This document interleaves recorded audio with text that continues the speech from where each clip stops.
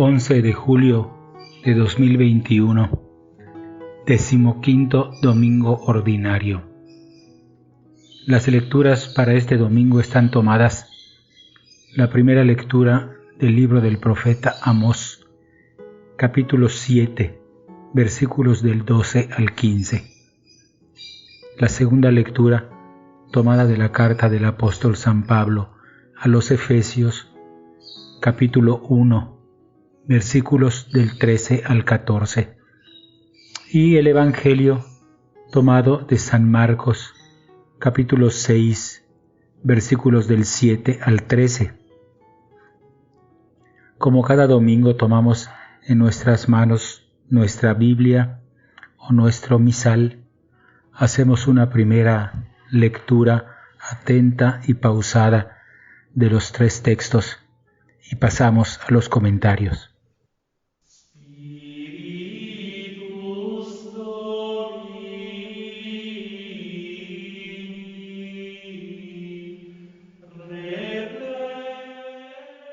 La primera lectura está tomada del profeta Amós, capítulo 7, versículos del 12 al 15.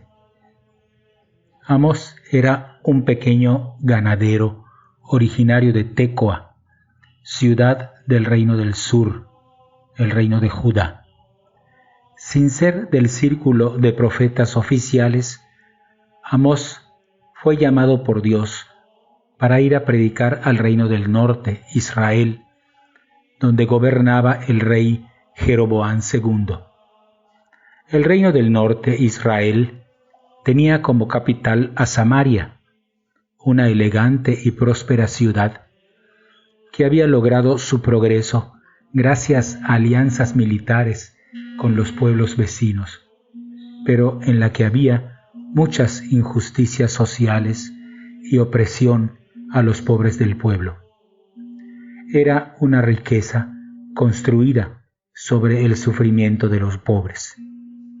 Como sabemos, las injusticias y las opresiones le disgustan profundamente a Dios, porque demuestran cuando el corazón de los gobernantes está detrás de las riquezas y no del cumplimiento de la voluntad de Dios, que es de vida plena para todos y para todas. En el caso del reino del norte había una agravante más. No solamente el rey propiciaba las injusticias, sino que contaba con la aprobación de la religión oficial, pues Amasías, el sacerdote de Betel, uno de los dos grandes santuarios nacionales, estaba al servicio del rey más que al servicio de Dios. Así que Amós es enviado a predicar en contra de estas infidelidades a la alianza y para anunciar a Israel que recibiría un castigo si no regresaba a la justicia y al cuidado de los más pobres. La predicación de Amós fue desestimada y finalmente Samaria será destruida a manos de los asirios en el año 722 a.C. La lectura de hoy nos muestra un momento culmen en el enfrentamiento entre el profeta y el sacerdote Amasías. Amós, en cumplimiento de su vocación, ha denunciado la opresión de los pobres. Puede verse en el capítulo 3, versículos del 9 al 10. Ha denunciado también las injusticias que toleraban los reyes y los jueces de Israel y el lujo intolerable en el que vivían, como aparece en 5:11 y en 6 del 4 al 6. Ataca también por ello la falsa religiosidad con la que los ricos tranquilizaban su conciencia y trataban de sobornar a Dios, como aparece en 5:21 al 27. Las palabras de Amós, que llama a la conversión, resultan intolerables para quienes tienen el corazón endurecido por el amor a las riquezas y no quieren renunciar a sus privilegios. Por eso, Amasías pretende hacerlo callar. El trono y el templo, la política y la religión aparecen enfrentados con la profecía. Pero Amós es un profeta auténtico y no tiene nada que perder. ha dejado sus seguridades por responder al llamado de Dios y no se doblegará ante el poder político o religioso. La palabra del profeta no es suya, sino de Dios. Eso lo hace invencible en medio de todos los intentos de represión.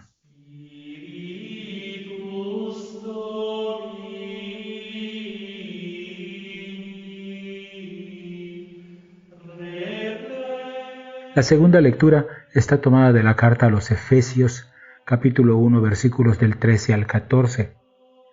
Durante 5 domingos seguidos estaremos leyendo en la segunda lectura los principales pasajes de la carta a los Efesios.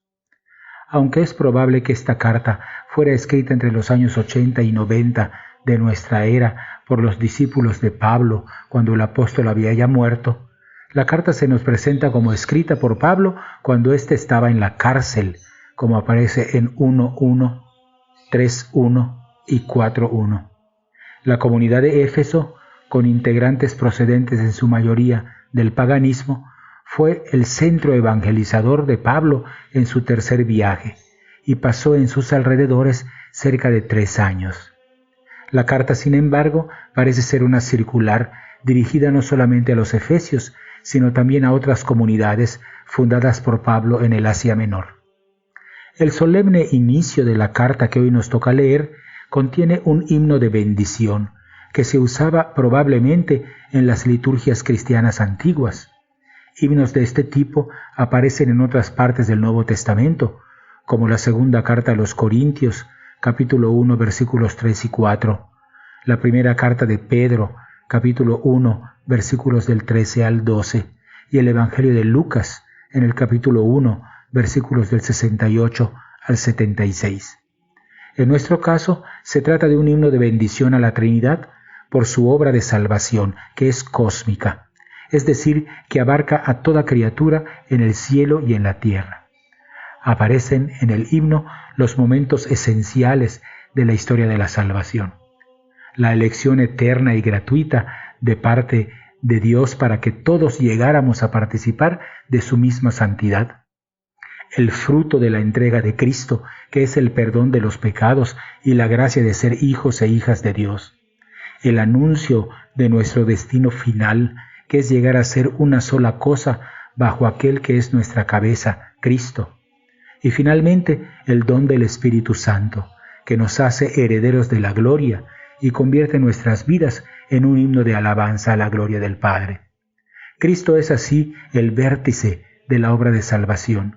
En el llamado a ser hijas e hijos de Dios, nada ha sido fruto de nuestro mérito, todo de la acción gratuita del Espíritu derramado sobre nosotros gracias a la Pascua de Cristo.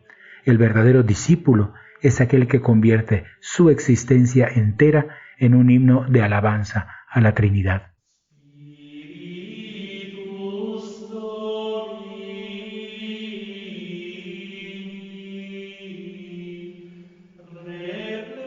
El Evangelio está tomado de Marcos, capítulo 6, versículos del 7 al 13.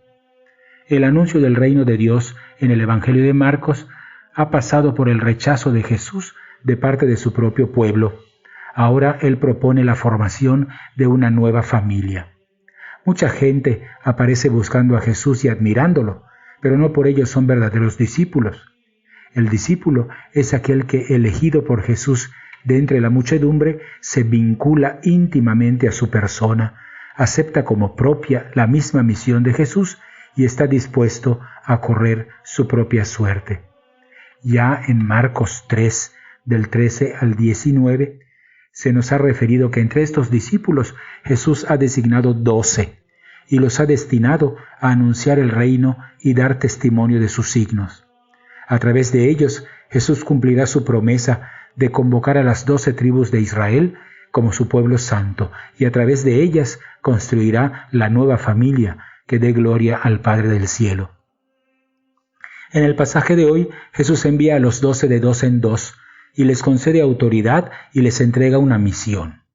Los 12 son el germen del nuevo pueblo de la alianza, como aparece en Marcos 1, del 16 al 20, 2, del 13 al 17 y 3, del 13 al 19. Su misión es la misma misión de Jesús.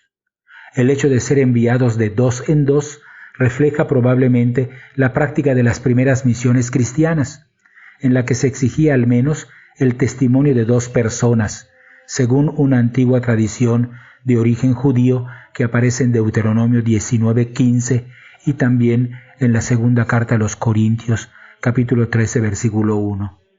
El poder recibido por los 12 de expulsar demonios y sanar enfermos refleja la misma práctica de Jesús, como aparece en Marcos 1, 22 al 27, Marcos 2, 10 y Marcos 3, 15. Como Jesús, los discípulos habrán de hacer esta misión ligeros de equipaje, convencidos de la fuerza del mismo mensaje, confiados en la asistencia del Padre y dispuestos, como Jesús, a experimentar el rechazo, sin más recursos en los que apoyarse, sino el carácter itinerante de la misión, sandalias para el camino. En la Iglesia damos testimonio de la buena nueva de Jesús cuando transformamos nuestra propia vida en un testimonio creíble de lo que anunciamos.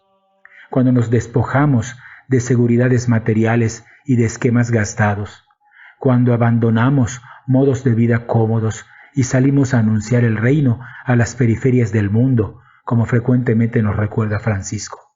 El desarrollo de la misión es imposible sin una auténtica conversión personal y pastoral del misionero.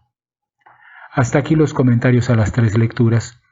Tomamos de nuevo en nuestras manos la Biblia o nuestro misal.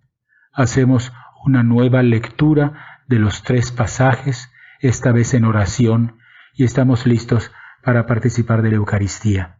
Agradezco a todos sus oraciones en este tiempo difícil que pasé. Dios los bendiga y les pague.